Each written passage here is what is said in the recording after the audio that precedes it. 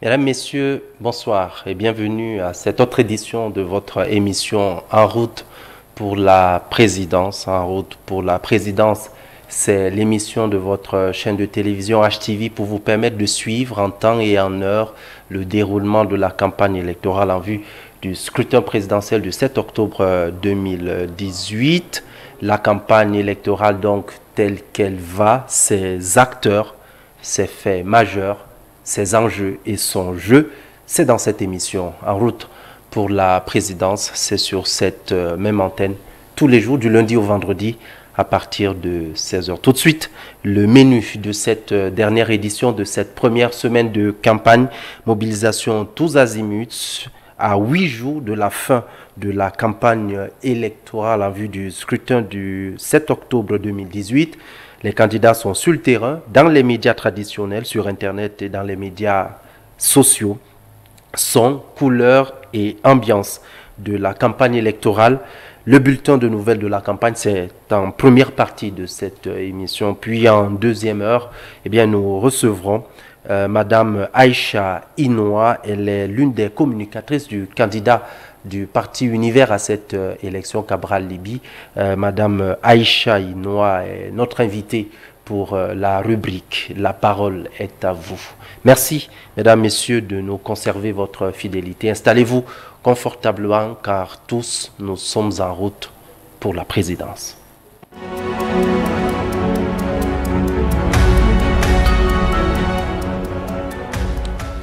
Mesdames, Messieurs, bienvenue une fois de plus. Nous ouvrons cette édition de votre émission En route pour la présidence sur HTV par le bulletin de nouvelles des campagnes.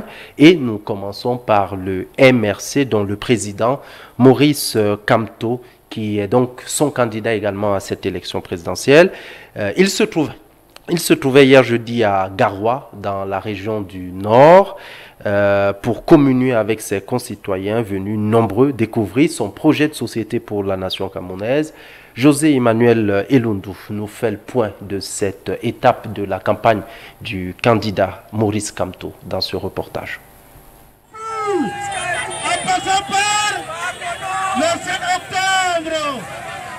Après une causerie politique avec les populations de Mbé dans le département de la Vina, Maurice Kamto s'est rendu à Garoua pour échanger avec les électeurs ce jeudi 27 septembre 2018. L'on peut observer l'affluence des habitants du chef-lieu de la région du Nord Cameroun, venus écouter celui qui promet la renaissance du pays sur tous les plans. Il faut dire que le candidat du MRC réussit à provoquer effervescence et intérêt à chacun de ses passages. Il est aussi le seul, jusqu'ici, à avoir tenu un total de 10 meetings à moins de 7 jours du début de cette campagne présidentielle.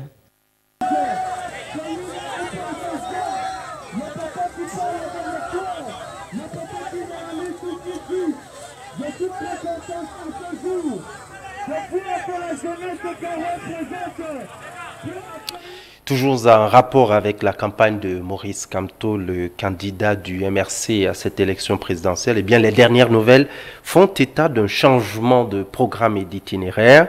En effet, le président du MRC était attendu à Maroua, dans la région de l'extrême nord, ce vendredi. Eh bien, ce meeting est annulé, cette étape est annulée de son programme. Il est désormais attendu ce dimanche 30 septembre 2018 au stade Omnisport de Yaoundé dès 13h pour un giga meeting.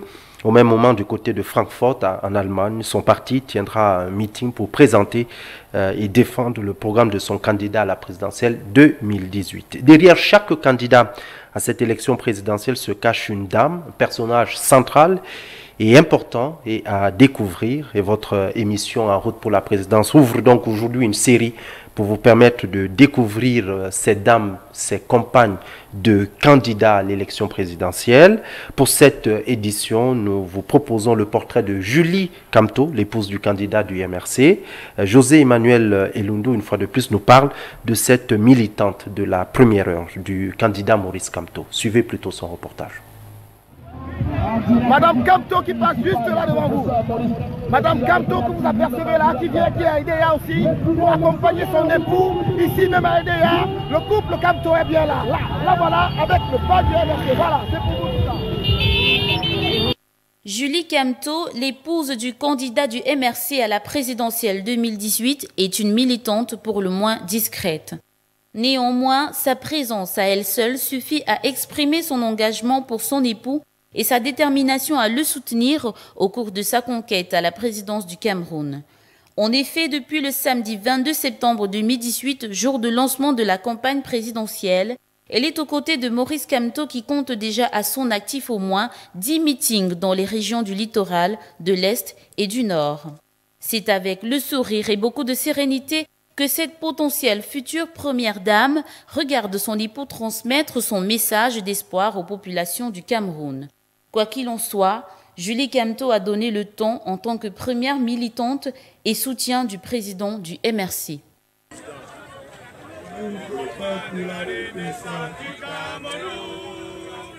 Choisissons le changement dans la paix. Mouvement de la Renaissance du Cameroun. C'était donc le portrait de Julie Kamto, l'épouse du candidat du MRC, portrait décliné par José Emmanuel Elundou. Et comme je vous le promettais il y a quelques instants, et bien, tout au long des prochaines éditions de cette émission, nous vous permettrons de découvrir les épouses des autres candidats à cette élection présidentielle. Attirer les attentions, fédérer les intérêts et stimuler le désir et finalement une action de vote en faveur du candidat du MRC, ce sont là les objectifs visés par la communication stratégique déployée par le parti au pouvoir en cette période de campagne électorale. Et à cet effet, le journal de ce parti, le journal L'Action, ces plateformes digitales, le porte-à-porte, les affiches, les banderoles et le branding ont tous été mobilisés pour faire la promotion du candidat du RDPC. Plus de précisions dans ce reportage de William Tadoum. Dans la course pour le renouvellement de son mandat à la magistrature suprême, le Rassemblement démocratique du peuple camerounais a fait le choix d'une stratégie de communication à l'image de son système organisationnel, perçu tel une machine politique dotée d'une incontestable force de frappe. Redorer l'image du candidat Paul Biya et en faire la propagande, séduire les foules, l'un ne va plus sans l'autre pour prendre la tête du grand nombre. Ainsi, les stratèges dévoient la cause relative à la communication du RDPC ont fait le choix des réseaux sociaux.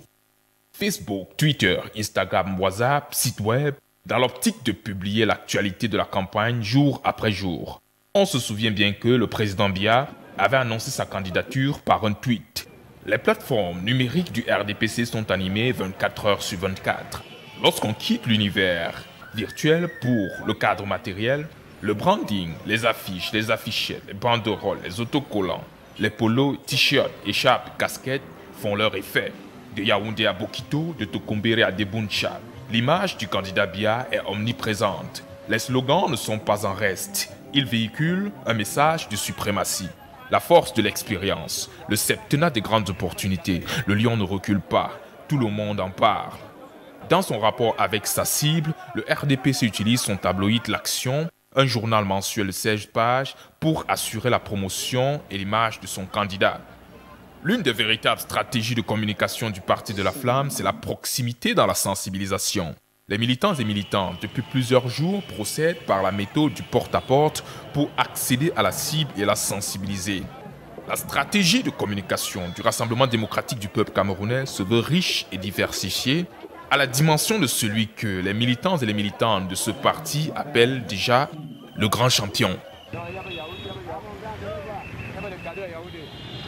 Et alors, pour déployer une campagne de communication 360 degrés comme celle du RDPC, eh bien, il faut des moyens. Mais d'où vient l'argent que le RDPC utilise pour déployer une telle campagne de communication? C'est la question que nous avons posée au docteur Jean-Paul Biya, l'un des cadres de ce parti. Il répond au micro de Jean-Marie Kinfac. L'année des partis politiques comme du RDPC qui est né le 24 mars 1985 à Bamenda sur la volonté de son fondateur, le président Paul Biya. Maintenant, alors, comme entreprise, il faut qu'elle vive des ressources.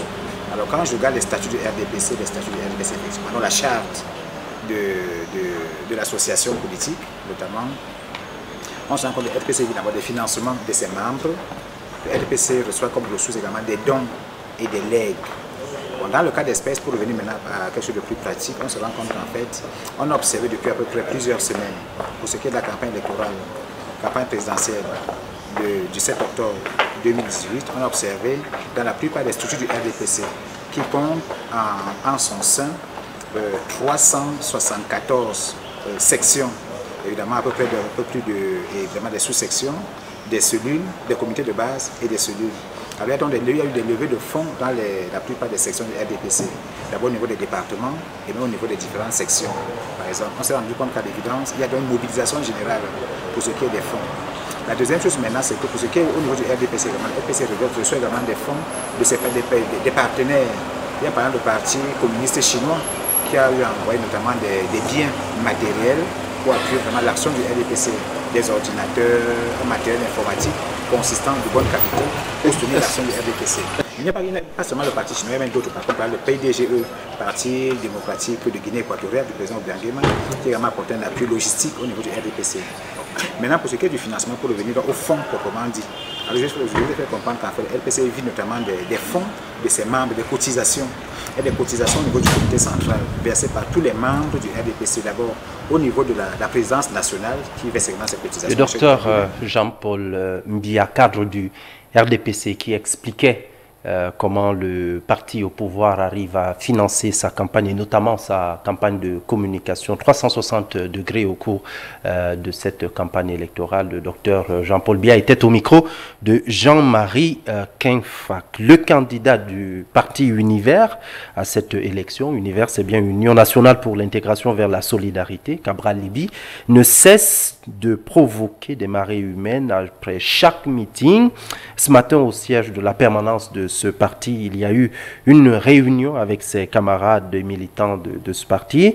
Et pour la seconde étape de la journée, il va se rendre à Dangaïboko, au Bala, Bafia, Makenene et enfin à Bangaté dans la région de l'Ouest Cameroun.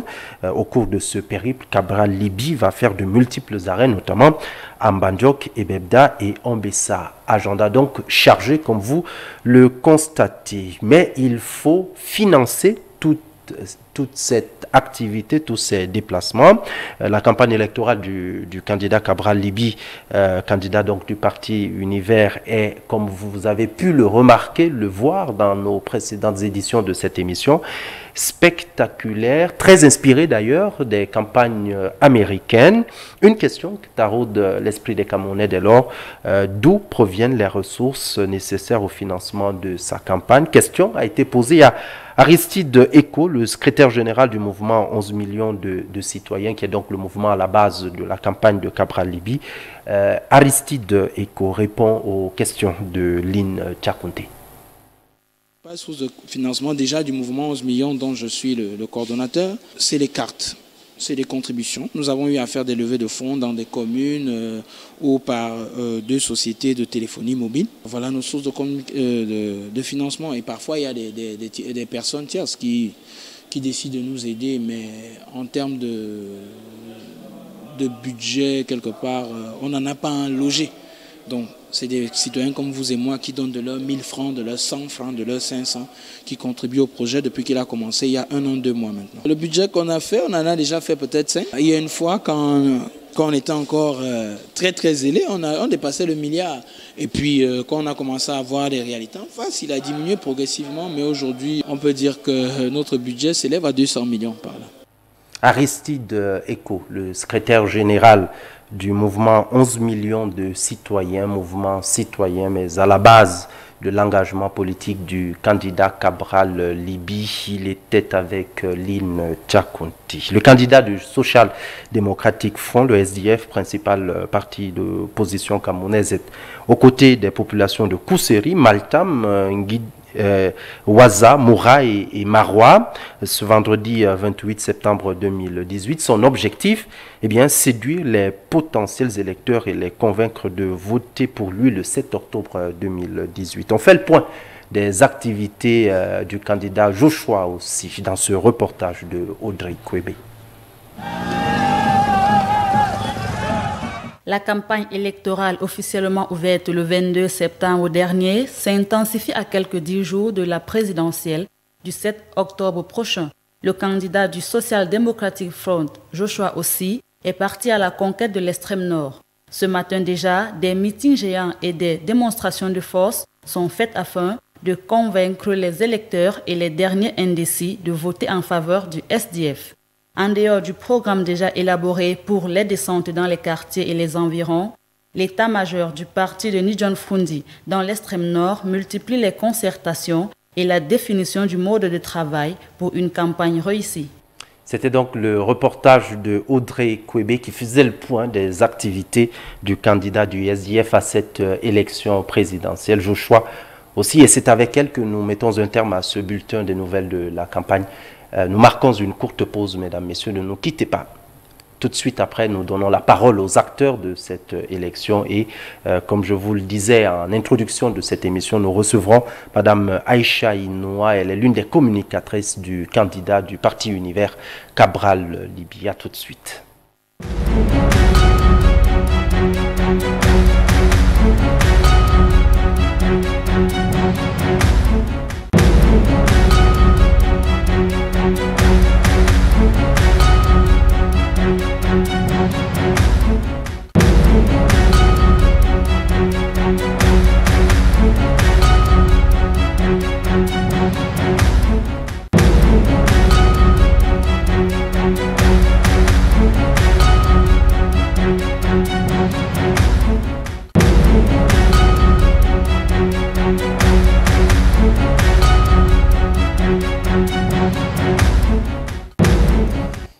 Mesdames, Messieurs, retour sur le plateau de votre émission En route pour la présidence.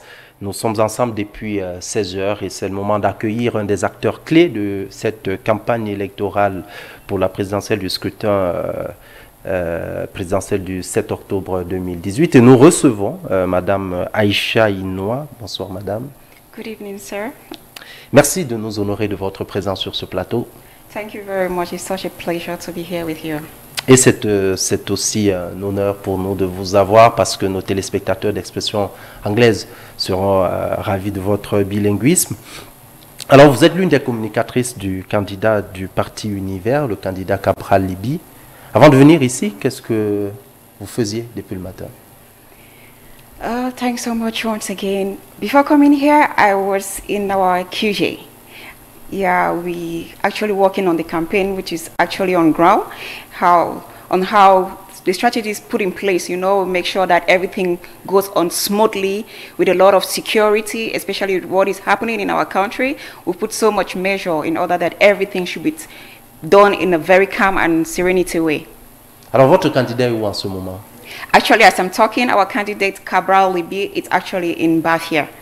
He's there for a very big campaign. Vous avez des échos de ce meeting? Il y a beaucoup de monde.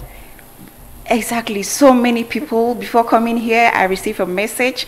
I mean, I don't know how to describe it because I'm somehow like so surprised with what is happening because it's not like we're not expecting it with so much work that we're actually putting in place. We're expecting such a thing, but at a certain point, we feel like, wow. These people are actually hearing, they are understanding what we are saying. And by so doing, we are very, very satisfied. Alors, il y a une espèce de polémique qui est en train de se passer autour de votre candidat. C'est au sujet des propos qu'il aurait tenus, qu'il a tenus au sujet de la religion musulmane. Vous pensez qu'il a été incompris, votre candidat? I think so. I really think so. There was a small misunderstanding. Our candidate is actually talking about tolerance. He's actually like giving so much advice and so much, he's so much a religious kind of person. I want to talk about that. He is a God-fearing someone. So there is no way he can actually blaspheme or, you know, downgrade a particular religion. This afternoon before coming here, he did a speech in Fulbe. Let me remind you of that. He speaks Fulbe, he speaks almost all the 10 languages of Cameroon. That is one of the things that actually makes him the potential candidate we need in Cameroon for this presidential election. There is no way he could actually try to put down the Muslim community. I am here to assure all the Muslims out there to be calm. Our candidate is with them. He's 100% with you. he has not said anything wrong about the Muslim religion. We are one Cameroon. We are lovable people. Our candidate is a lovable kind of person. He's there for our good.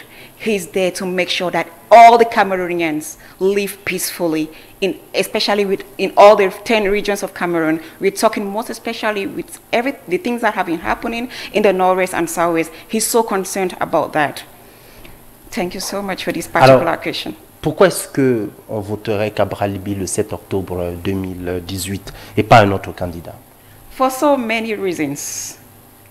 First, like I said, he is in for religious tolerance.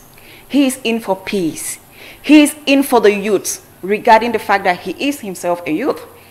He is in to make sure that when he takes the government, he's giving priority to all women. He said it in most of his speeches, where he actually says his dream, is to make sure that the women are being put at the forefront of the nation. They are not relegated to the background. To him, he has a dream of making a woman a vice president of our country. We've not seen that before.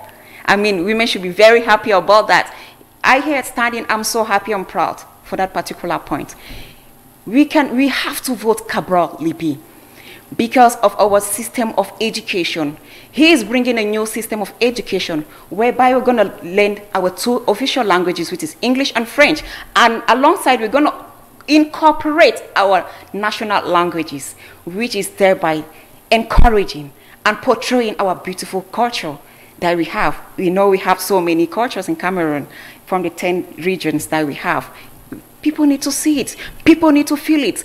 Our children need to study about that in schools. They need to learn how to speak their vernaculars, There is no way. I stand in here, if I had that opportunity, honestly, I would express myself in my language right now. And I think this is an opportunity for the youth coming behind us to do that, to express themselves in many languages, in French, in English, in Ewondo, in Douala, in Bassa, in Hausa, depending on your region. Why should we go in for Cabral Libby?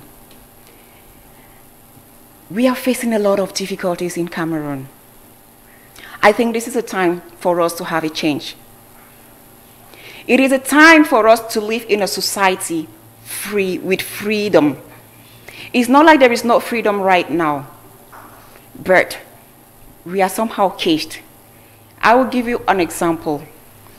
Rapidly, please. Cabral Libby is out to make sure that we have very good infrastructures in Cameroon.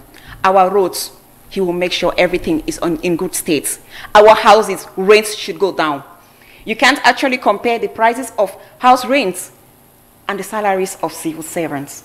You best know what it is. I best know what it is. Those watching us best know what and how it is, what they are facing. It's so difficult. We're having a candidate who comes up to tell us these things need to stop. Cameroonians need to be comfortable in their countries. Cameroonians need to breathe some good and fresh air. So that's the reason why we need to go in for this young, energetic, diplomatic candidate, Cabral Libby. What are the next steps of the trip of your candidate? Yeah, he intends to go to all the 10 regions. Like I said, he's in Bafia right now. He's not going to the headquarters of all the regions. He's entering the villages because the message he has, all his 10 points, need to touch everybody. People need to feel it. They should know why they are voting. He really said it. He said, don't go and vote because you want plantain or you want to drink a bottle of drink. You will drink it for one day. Vote because you want someone who can provide that for you, who can make you have the finances, who can make you feel at home, who can provide you a good job to take care of your family and your well-being. By so doing, Cameroonians, I am here to assure you, you have the best candidate so far. You have the best person to make you comfortable in this country. You have the best person to make your dreams come true with so much peace, love, and harmony. Aïcha Inoua, l'une des communicatrices du candidat du parti Univers Cabral Libye, merci de nous avoir honorés de votre présence. Vous êtes la première dame la première femme sur ce plateau. Vous êtes la première femme d'expression anglaise en plus sur ce plateau. Nous sommes en une double première. Merci d'être venue. J'espère que ce n'est pas la dernière fois. No, I'll always be there because our population needs to know more about our candidate and his points, what he's actually coming out for. We are there for you. We are ready for you. Ask your questions. If you see us in the street, don't hesitate. We are Libra government. Notre invitation à votre endroit est permanente. Merci, mesdames, messieurs, de nous avoir conservé votre fidélité. Ce soir encore, c'est la dernière édition de votre émission En route pour la présidence pour cette semaine. Rendez-vous lundi prochain pour de nouvelles informations au sujet de cette campagne électorale en vue du scrutin présidentiel du 7 octobre 2018. Merci de conserver votre fidélité d'écoute à HTV. Nos programmes se poursuivent. Excellent week-end et à lundi.